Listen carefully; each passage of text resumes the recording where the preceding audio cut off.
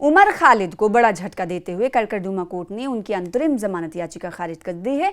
उमर खालिद ने अपने दिवंगत चाचा की मौत के बाद आयोजित चहल्लुम में शामिल होने और 2 जून को निर्धारित अपनी मां की सर्जरी से पहले और बाद की चिकित्सा प्रतिक्रियाओं में भाग लेने के लिए 15 दिनों की अंतरिम जमानत मांगी थी। मामले की सुनवाई कर रहे अतिरिक्त सत्र न्यायाधीश समीर वाजपेयी ने कहा कि केवल इस आधार पर राहत नहीं दी जा सकती कि उमर खालिद और अन्य आरोपियों को पहले अंतरिम जमानत मिल चुकी है और उन्होंने कभी भी शर्तों का उल्लंघन नहीं किया।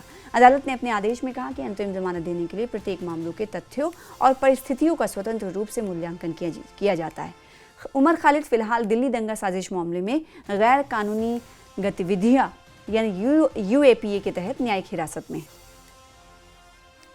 उमर खालिद को बड़ा झटका देते हुए कड़कड़दुमा कोर्ट ने उनकी अंतरिम जमानत याचिका खारिज कर दी है। उमर खालिद ने अपने दिवंगत चाचा की मौत के बाद आयोजित चहल्लुम में शामिल होने और 2 जून को निर्धारित अपनी मां की सर्जरी से पहले और बाद की चिकित्सा प्रतिक्रियाओं में भाग लेने के लिए 15 दिनों की अंतरिम जमानत मांगी थी। मामले की सुनवाई कर रहे अतिरिक्त सत्र न्यायाधीश समीर वाजपेयी ने कहा कि केवल इस आधार पर राहत नहीं दी जा सकती कि उमर खालिद और अन्य आरोपियों को पहले अंतरिम जमानत मिल चुकी है और उन्होंने कभी भी शर्तों का उल्लंघन नहीं किया। अदालत ने अपने आदेश में कहा कि अंतरिम जमानत देने के लिए प्रत्येक मामलों के तथ्यों और परिस्थितियों का स्वतंत्र रूप से मूल्यांकन किया जाता है।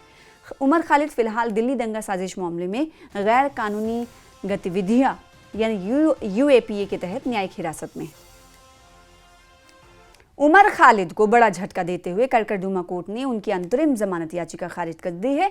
उमर खालिद ने अपने दिवंगत चाचा की मौत के बाद आयोजित चहल्लुम में शामिल होने और 2 जून को निर्धारित अपनी मां की सर्जरी से पहले और बाद की चिकित्सा प्रतिक्रियाओं में भाग लेने के लिए 15 दिनों की अंतरिम जमानत मांगी थी। मामले की सुनवाई कर रहे अतिरिक्त सत्र न्यायाधीश समीर वाजपेयी ने कहा कि केवल इस आधार पर राहत नहीं दी जा सकती कि उमर खालिद और अन्य आरोपियों को पहले अंतरिम जमानत मिल चुकी है और उन्होंने कभी भी शर्तों का उल्लंघन नहीं किया।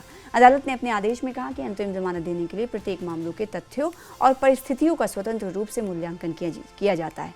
उमर खालिद फिलहाल दिल्ली दंगा साजिश मामले में गैर कानूनी गतिविधियां यानी यूएपीए के तहत न्यायिक हिरासत में।